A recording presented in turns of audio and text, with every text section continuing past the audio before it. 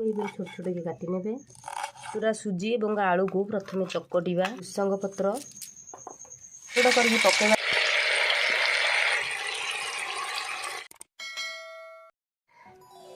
आज आपण मानक एक नुआ रेसिपी देखेबी। आर ना हूँ सुजी पकुड़ी। मुझे 200 ग्राम सुजी बतुरी नहीं, 2टी भृषंगा पत्र, गोटे पियाज, किछि कंचा लंका, आलू 2टी, अदा खंडे। मुझे सुजी पकुड़ी बनवाई यही सब सामग्री नहीं। सुजी की बतुले देछि। या पर आम आलू को काटी नेबा।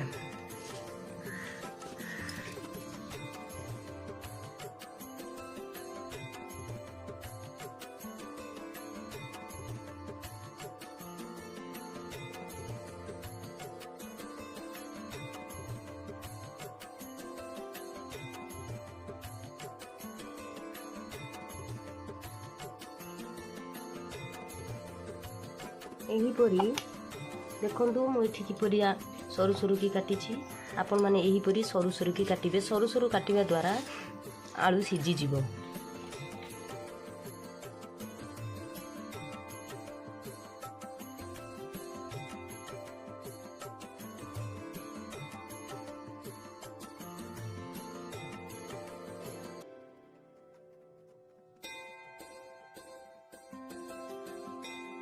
ये लंका को छोट छोट की काटी नेबे। यही पकुड़ी पाइंका मु 2 ରୁ 3टी लंका नहीं।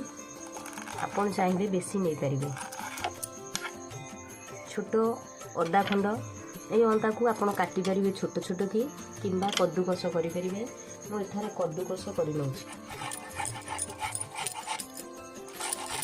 मुझे कद्दूकस कर आपन चाहिए छोट छोट काटी पारे किंबा छेची पारे।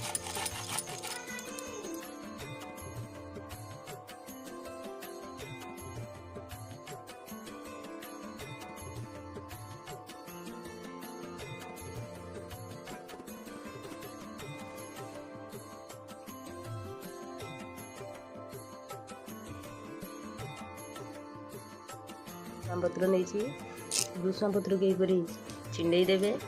छिंडे की यहीपरी काटे छोट छोट की काटे किंबा नले हाथ में छिंडे की पकेबे। पकेबा द्वारा छिंडे की आमर फ्लेवरटा भल आसता है।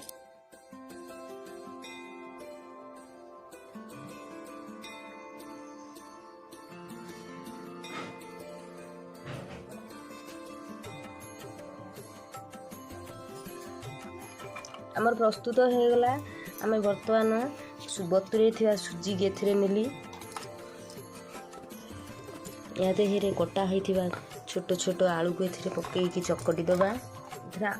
सुजी बतुरा सुजी और आलू को प्रथम चकटिबा।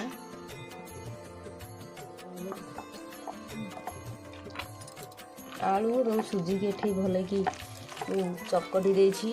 मिक्स कर देबे भल भाबरे। या देहरे छोट छोट कद्दूकस करिथिबा अदा, कंचा लंका, भृषंग पत्र, कटा होइथिबा पियाज यह को भल भाव मिक्स करदेवे।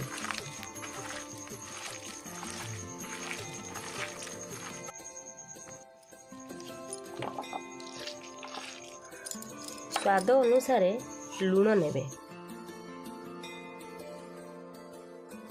आमर जेहेतु ये आम आलू सुजी आम पकुड़ी करवा तेणु आमर पकोड़ी छाणिला बेले धला देखा से हलदी आड करी।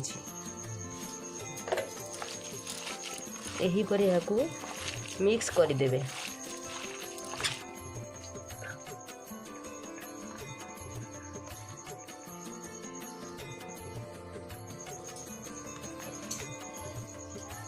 नहीं देखो तेल ताती गला। टिप्स टी पकेबा यही छोट छोट कर पकेबे। छोट छोट कर पकेबा।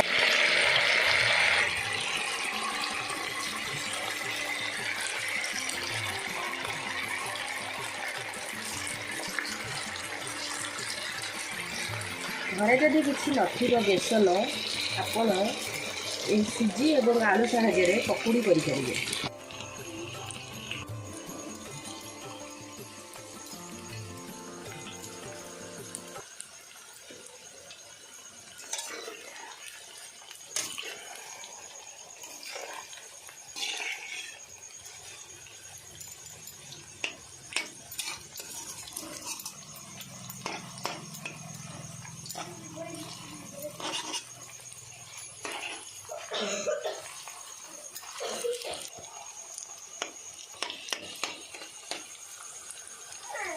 देखंतु पकुड़ीटी केते सुंदर कलर हेछि।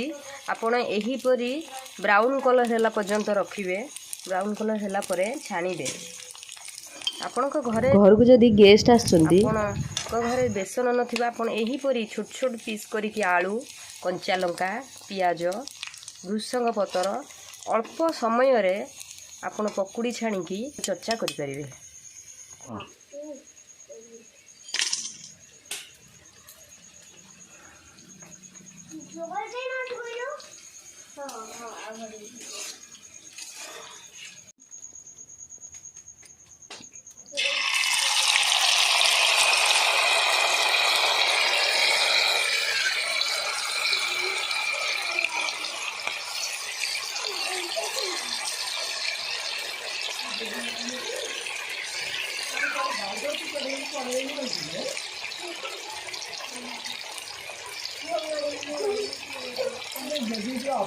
दर्शक बंधु वीडियोटी जदि भल लगी थाए like comment subscribe and share करेंगे।